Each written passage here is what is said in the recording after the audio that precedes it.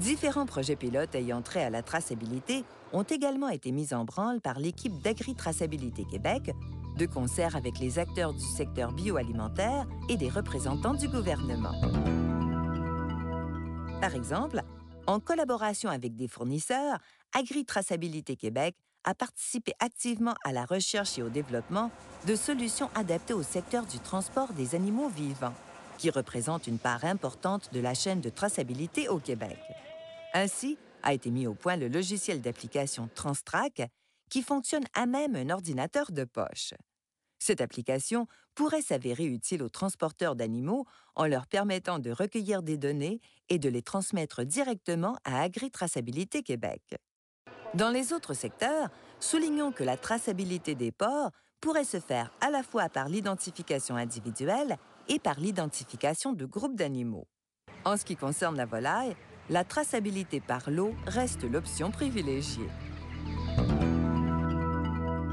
Dans la filière des œufs de consommation, les projets pilotes réalisés avaient pour objet d'évaluer la faisabilité de l'implantation d'un système d'identification et de traçabilité des lots d'oiseaux et des œufs en vue d'une réglementation.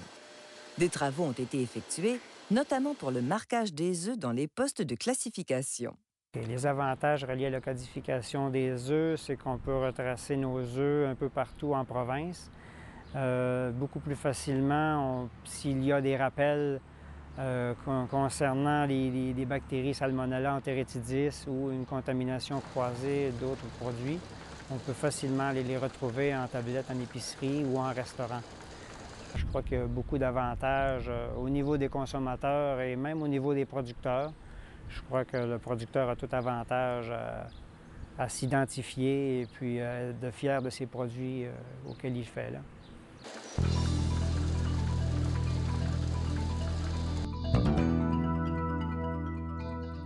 D'autres projets pilotes ont été menés à terme ou sont en cours de réalisation. C'est le cas dans les secteurs de la transformation et de la mise en marché de la viande. Il en est de même dans le secteur horticole, où on souhaite poursuivre les essais avec la laitue et en amorcer de nouveau avec la carotte, de la production jusqu'à la vente au détail. On a adhéré au projet d'agri-traçabilité en 2008 parce qu'on voyait qu'il y avait une demande grandissante aux États-Unis pour les clients qui vendent plus sur le marché frais, d'avoir une traçabilité à l'unité, par boîte au champ. Fait que c'est quelque chose qu'on voulait essayer de trouver des méthodes facilement applicables au champ. L'importance d'identifier chaque caisse vient du fait qu'une fois rendu dans les chaînes d'alimentation, ces palettes-là sont divisées en plusieurs lots différents parce qu'ils s'en vont, il y a, mettons, 2-3 caisses vont à une épicerie, 2-3 autres qui s'en vont à une autre. Fait que c'est tout divisé très large. Fait que c'est juste la palette qui est identifiée, mais fin de compte, le lot il est perdu à ce moment-là, on ne sait plus d'où ça vient. Fait que le fait de l'avoir un code à bord sur chaque caisse, mais ça permet de suivre au moins jusqu'à l'épicier, jusqu'au moment où il est mis sur les tablettes, mais on est capable de savoir d'où vient ce lot-là.